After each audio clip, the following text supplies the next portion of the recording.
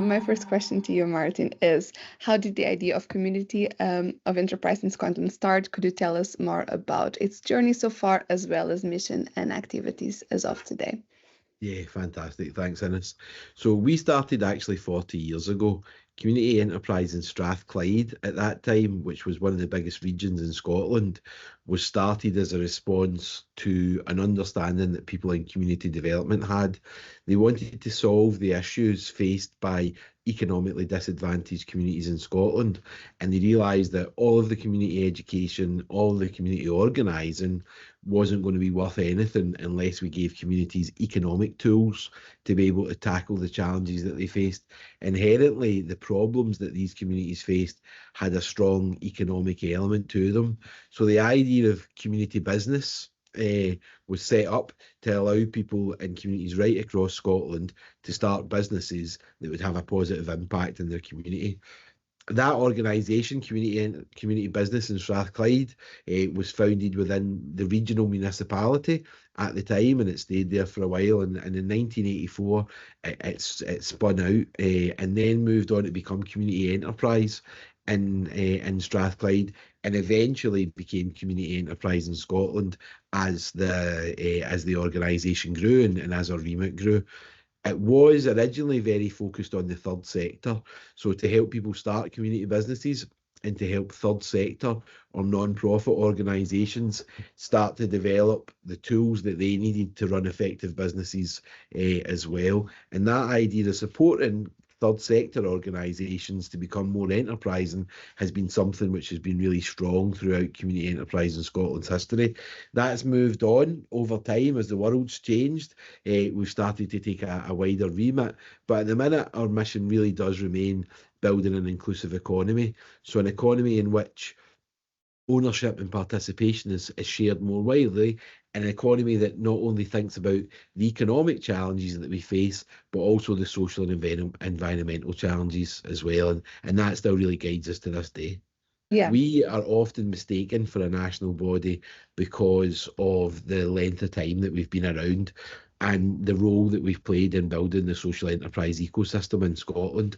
So, in Scotland, as well as having a national membership body, Social Enterprise Scotland, who are also members of the Euclid network, we also have a lot of regional and local networks as well. So, for example, we set up Glasgow Social Enterprise Network, who do have members, or we started a lot of really important projects in Scotland and also within the world. But we don't have members, so we are a social enterprise ourselves without members. And we're a group of 4 companies, and each company works with a slightly different client group, be it individuals, communities, private businesses, or social enterprises. Ourselves, as the parent company, CEIS, we mainly work with social enterprises and community businesses. But as the social economy is developing, we're starting to widen that out to work with anybody who wants to bring together economic, social, and environmental impact. No, and that's so important. I think if we want to achieve these goals of a more inclusive economy for all parties need to be involved, right? We cannot do it Totally. alone. Yeah. Yeah, and I think, like there's an idea that, private business is inherently bad. Now, listen, we love social enterprise and we love the idea of the whole organisation being orientated around the mission. And we think that that's the best way to be able to achieve the mission. But actually, we need to advance ownership within the economy as well as environmental and social impact within the economy Exactly. across all business models as well. So that's really why we take that approach. Definitely. And if we just ignore them, they're not going to change, right? More Totally. separation and more distance from the movement is not going to help it. Totally. And we want to guide that conversation and we want to lead that conversation.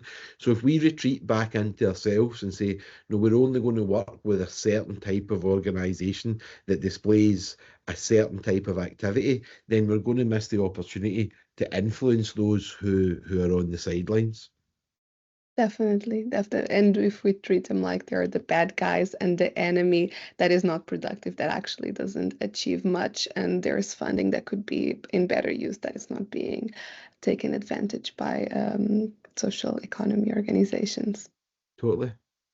And talking about this, talking about big goals from the future for the future, where do you see your organization in the next 5 years?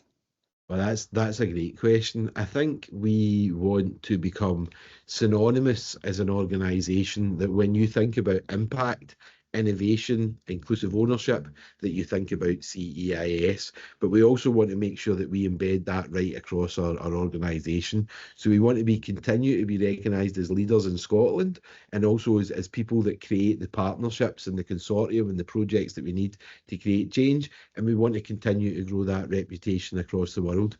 We've done amazing things internationally through doing things like setting up the Social Enterprise World Forum, which was originally a project of CEIS's, and we want to continue that local, national, and international impact.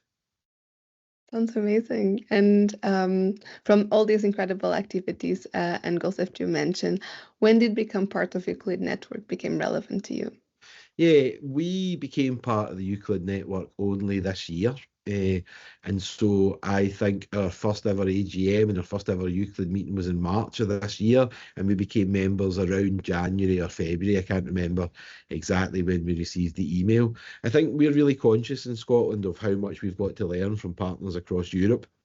And although since 2016, I think we haven't been part of the European Union, or at least we've been on that path away from it.